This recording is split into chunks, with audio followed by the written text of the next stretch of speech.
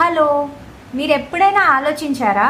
మీరు healthy food చూసినప్పుడు ఎందుకు మీకు తినబుద్ధి కాదు, ఎందుకు అన్హెల్దీ ఫుడ్ చూస్తే చాలా చాలా అట్రాక్టివ్ అనిపిస్తుందో?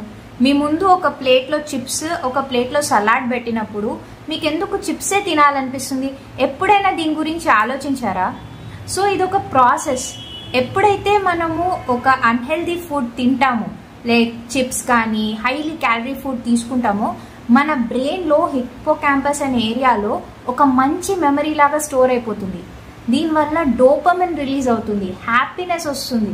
దానివల్ల మన మైండ్ ప్రతిసారి కన్సిస్టెంట్గా మనకి ఈ అన్హెల్దీ ఫుడ్ తినాలి, హై క్యాలరీ ఫుడ్ తినాలి అని సిగ్నల్స్ ఇస్తూ ఉంటుంది.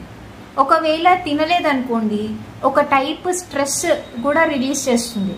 సో అందుకనే మనకెప్పుడు కూడా ఆ హెల్దీ ఫుడ్ చూస్తే తినబుద్ధి కాదు, మనకెప్పుడు కూడా ఈ హై క్యాలరీ ఫుడే తినాలనిపిస్తుంది. సో ఇది రీజన్.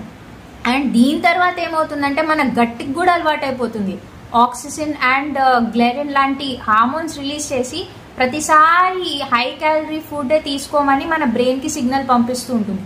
ఇదంతా ప్రాసెస్ వల్ల మనకి ఒకవేళ సలాడ్ తినాలనిపించినా కూడా తిన్నా కూడా ఈ హ్యాపీ ఫీలింగ్ రాదు.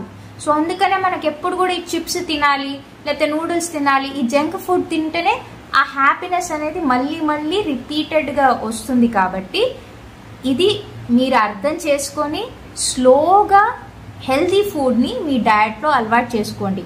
సో మీకు ఇలాంటి కంట్రోల్ కావాలి అంటే food control is very very important. మీకు కనుక ఈ ఫుడ్ కంట్రోల్ కావాలంటే యూలో జాయిన్ అవ్వండి.